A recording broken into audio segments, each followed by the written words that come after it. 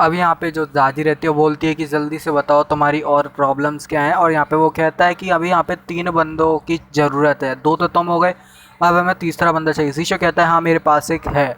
और इसी के साथ वो लोग पहुँचते हैं कीकी कैफ़े, जहाँ पे होते हैं ग्रैंडपा, और ग्रैंडपा कहते हैं नहीं, हम दोनों में से कोई भी तुम्हारी मदद नहीं कर पाएगा, क्योंकि यहाँ पे शीशो कीकी को लेने के लिए आया होता है। पर यहाँ पे ग्रैंडपा मना करते हैं और कहते हैं कि मैं ऐसा नहीं कर सकता। असल में बात ये है कीकी और मैं जो है गेस्ट हैं उस राइजिंग स्टार टूर्नामेंट के। वो कहती है कीकी की सॉरी। जैसे ही जीशा और पांडा ये सुनते हैं कि वो उनकी कोई हेल्प नहीं करने वाले तो वो मुंह बना लेते हैं। ग्रैंडपा उस पांडा से पूछते हैं कि ज़रा बता सकते हो कि रुआन रुआन का साइज़ ABCD और EF में से कौन सा है। वो कहता है हाँ मुझे समझ नहीं आया सर, आप मुझसे क्या कहना चाहते हो। तभी यहाँ दाजी बोलते हुए कहती है कि ज़रा वेट्रेस को देखो तब तुम्हें हाल समझ में आ जाएगा। अब यहाँ वो कहता है शायद से AB या फिर C हो सकता है प्रोबेबली।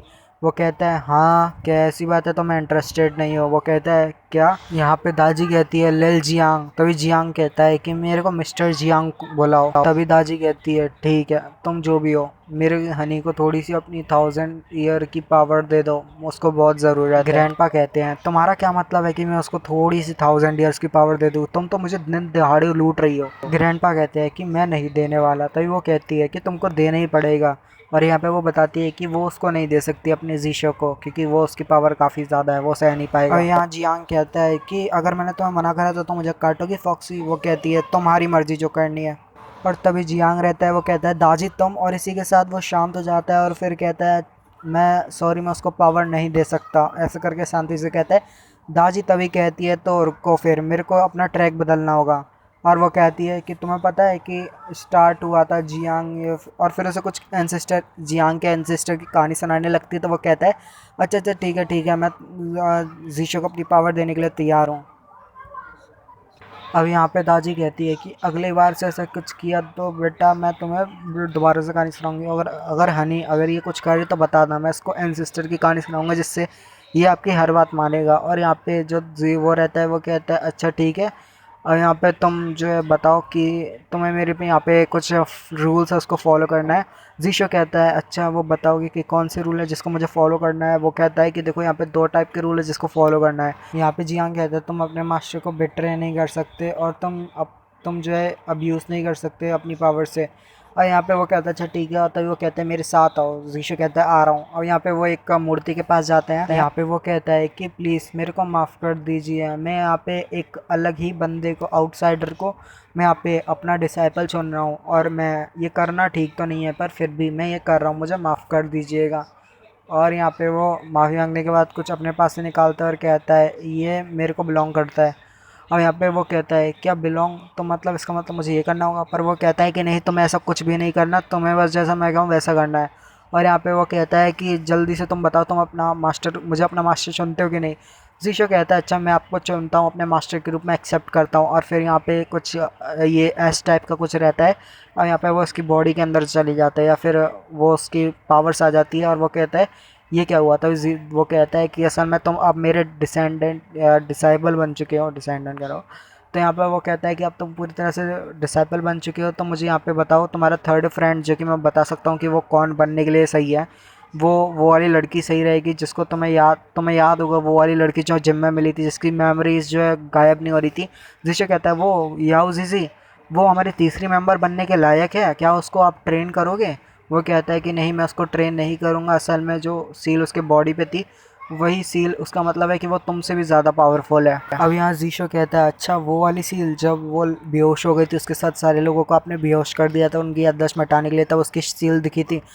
उससे उसकी सील से पहले मेरे पास भी एक सील दिखी थी, तो उसका क्या मतलब है। वो कहता है क्या तुम्हारा मतलब इस सील से है। ये सील तो जियांग फैमिली की ऐसे कुछ कहता है कि जियांग फैमिली की है ऐसे इस करके कहता है। और फिर कहता है ये सील जो है जियांग फैमिली की है, ये कोई कास्ट करता है। और यहाँ पे हमारा वो निकलता है टायरन नाम का बंदा। और यहाँ पे जो जीशो के अंदर रहता है वो कहता है कि जियांगशन डिसेंडेंट। और यहाँ पे ये कहता है कि क्या तुम्हें मुझसे कुछ फेवर चाहिए ऐसे करके पूछता है। और फिर यहाँ पे जीशो कहता है कि तुम मेरी तरफ क्यों ऐसे देख रहे हो। अब यहाँ जो वो बंदा रहता है वो कहता है कि देखो मेरे को पता है कि तुम्हें मुझसे कुछ फेवर चाहिए बताओ। अब यहाँ पे जीशो रहता है वो कहता है मेरे को तुम्हारी कोई ज़रूरत नहीं है, तुम वैसे मेरी बॉडी को बैरो किया था। और तुमने ऊपर ही मेरे ऊपर ये सील छोड़ी है। जीशो कहता है जाओमी जो है वो मेरे को एनॉयड लुक से देखती है क्योंकि उसे सब पता है कि जो जीजी है उसके ऊपर सील है। अब यहाँ पे 3 कंक्लूजन निकलती है जिसके बारे में भी जीशो बताता है। जीशो बताता है पहली कंक्लूजन जो कि रहती है कि जाओमी को पता था 8 साल पहले कि मेरी बॉडी में वो तुम थे और तुमने मेरी बॉडी का यूज़ करा याओ जीजी के ऊपर वो सील लगाने के लिए, तभी जाओमी मेरे को एनॉयड लुक से देखती है। और यहाँ पे वो बताता है कि उसका नाम वो जीशो दाजू से टायरान कहलाता है क्योंकि वो बहुत बुरा है इस वजह से। तभी तुम्हें याद आया कि मैं तुम्हें पहली कॉल में टायरान क्यों बुलाता हूँ। टायरान तभी कहता है तुम तो वाकई में काफ़ी ज़्यादा एनोइंग हो, तुम्हारी प्रीवियस इनकारनेशन से भी ज़्यादा। जीशो तभी कहता है तुम्हारी हो गई हो तो अब जाओ जीजी को देखे, वो कहता है बताओ क्या बात है और तुम उससे क्या कहना चाहते हो, और यहाँ पे कुछ पूछता है और कुछ बोलता है। तभी याओ जीजी यहाँ पे कहती है कि यहाँ पे इनकाउंटर्ड, और फिर वो बोलता है जियांग जीजी, और वो कहता है कि जो जीजी है वो बिल्कुल भी नॉर्मल नहीं है, उसके पास काफ़ी ज़्यादा पावर्स है। अब यहाँ पे जो याओ जीजी रहती है वो कहती है मतलब मारने वाली होती है कुछ लोगों को और वो अपने पावर्स को रिलीज़ करती है, उनके ऊपर हमला करने वाली होती है। पर यहाँ पे तभी जो वो होता है वो क्या नाम है उसका, टायरेंट, वो बताता है कि असल में उसने उसको रोका यांग जीजी को, याओ जीजी को, और उसको प्रोटेक्ट करने के लिए अपनी एक सील उसके ऊपर डाल दी और उसको स्पेल कास्टर कर दिया। और यहाँ पे वो कहता है मैंने उसके ऊपर वो स्पेल इसीलिए कास्ट किया जिससे जो है उसकी जो है वो सील जो कि उसके ऊपर प्रोटेक्ट करेगी उसको। अब यहाँ पे जो टायरन बताता है कि इसी वजह से मैंने उसकी मदद करने के लिए वो सील उसके ऊपर छोड़ दी थी। ये एक मरेली ऐसे करके कहता है और ये जो है इसका मतलब होता है कि ये प्रोटेक्ट करेगी फॉर्मेशन को। तो अच्छा ऐसी बात है, तभी वो सील हमको प्रोटेक्ट करती है। अब यहाँ पे वो दोनों आपस में झगड़ने लगते हैं, पता नहीं क्यों पर झगड़ने लगते हैं। तभी यहाँ पे ग्रैंडपा बीच में आके उनकी लड़ाई को रुकवा देते हैं और वो कहते हैं कि यहाँ पे तुम दोनों से भी ज़्यादा इम्पोर्टेंट मसला है। तभी जो जीशो रहता है वो टायरन से कहता है टायरन तुम्हें पता है कि हमें जाओ जी की हेल्प चाहिए, क्या तुम हमारी मदद करोगे। टायरन कहता है अच्छा ठीक है मैं तैयार हूँ। अब नेक्स्ट सीन हमें कीकी कैफे का दिखाया जाता है जहाँ पे जीजी को बुला लिया जाता है और उससे कुछ पूछ रहे होते हैं। जीजी यहाँ पे पूछती है कुछ क्वेश्चन जिसका जवाब टायरन दे देता है और यहाँ पे जीजी कहती है अच्छा ठीक है तो मैं तैयार हूँ तुम्हारी मदद करने के लिए। तभी यहाँ पे वो कहता है पांडा गुड न्यूज़ सभी के लिए गुड न्यूज़, और यहाँ पे वो कहता है कि जो क्रिम्सन कंपनी की जो कैंडिडेट है वो यहाँ पे बस पहुँच ही गई। और यहाँ पे वो कहता है चलो बाहर चल के देखते हैं, वो पास ही में होगी। तभी जीशो कहता है कहाँ है वो, मुझे तो नहीं दिखाई दे रही। वो कहता है ऊपर देखो, वहाँ पे ऊपर कोई उड़ रहा होता है। और यहाँ पे एक लड़की जो कि बर्ड के ऊपर होती है वो कहती है लगता है हम पहुँच गई, ये राखी की कैफ़े। तभी यहाँ पे वो कहते हैं हे इधर नीचे देखो हम यहाँ पे हैं। और यहाँ पे वो लड़की अपने बर्ड से नीचे कूदते हुए कहती है याहू, और इसी के साथ वो नीचे उतरती है और वो अपने बर्ड से नीचे उतरने के बाद कहती है हेलो एवरीवन मेरा नाम है डूलूलू। जीशा अपना नाम बताता है, जो जीजी रहती है अपना नाम बताती है। दाजी सिर्फ उस बर्ड को देख रही होती है और बर्ड उसको देख रही होती है बड़ी अजीब तरीके से। दाजी तभी बोलती है ये बर्ड तो बहुत डरावनी दिखती है। अब यहाँ पे ये हैरान हो जाती है और कहती है क्या वाकई में, और तभी वो कहती है अच्छा रुको मैं तुम्हें दिखाती हूँ मेरी बर्ड की क्यूट वाली साइड। और वो यहाँ पे कहती है जरा अपनी क्यूट साइड का ना, वो क्यूट साइड दिखाती है। तो ये कहती है ये तो और भी ज़्यादा डिस्गस्टिंग लग रही है। और यहाँ पे वो कहती है कैसी लगी मेरी बर्ड।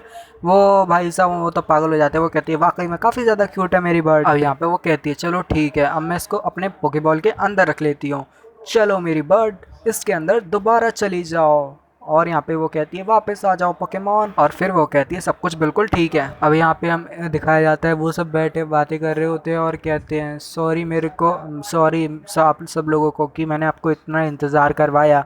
और यहाँ वो कहते हैं कोई बात नहीं, तुम तो हमारे बहुत, तुम्हारा शुक्रिया यहाँ पे आने के लिए। और वो जो अब यहाँ पे हमें दिखाया जाता है जो लुलू रहती है वो कहती है मैं यहाँ पे ऐसे ही नहीं आई, मैं यहाँ पे जो भी है तुम्हारा जितना भी काम है वो यहाँ पे फिनिश कर दूँगी, क्योंकि मुझे पता है कि तुम एक लड़की हो और मुझे पता है कि यहाँ पे तुम्हें कैसे उस टूर्नामेंट में पार्टिसिपेट करवाना है। तो ये लो मेरी तरफ से ये रिंग, जो भी आप इसको बोल सकते हो। वो कहता है तुम्हारा शुक्रिया ये देने के लिए, पर ये है कि आखिर। वो कहती है कि असल में इसकी वजह से तुम जो है लड़की से लड़का और लड़की से लड़की में बदल सकते हो। ये काफ़ी काम की चीज़ है भाई, किसी को भी पता नहीं चलेगा कि तुम वाकई में एक लड़की हो, पूरी तरह से बदल जाओगे। जीशो कहता है क्या वाकई में मैं बदल जाऊँगा पूरी तरह से। तो वो लड़की कहती है कि हाँ तुम पूरी तरह से बदल जाओगे और तुम जो टूर्नामेंट में पार्टिसिपेट कर सकते हो, कोई भी तुम्हें पकड़ नहीं पाएगा। और यहाँ पे यही वाला एपिसोड ख़त्म हो जाता है। मुझे पता है वीडियो काफ़ी लेट आ रही है, इसकी वजह से मैं आपसे माफ़ी मांगना चाहता हूँ। आई होप आप सब कुछ समझ सकते हो और प्लीज़ मेरे को माफ़ कर दो। और बाकी का आगे के चैप्टर को हम नेक्स्ट एपिसोड में कवर करेंगे। अभी के लिए अपने एपिसोड को यहीं पे ख़त्म करते हैं। और मैं क्या बोलूँ यार, भाई सॉरी यार वीडियो लेट आती है तो माफ़ी चाहता हूँ।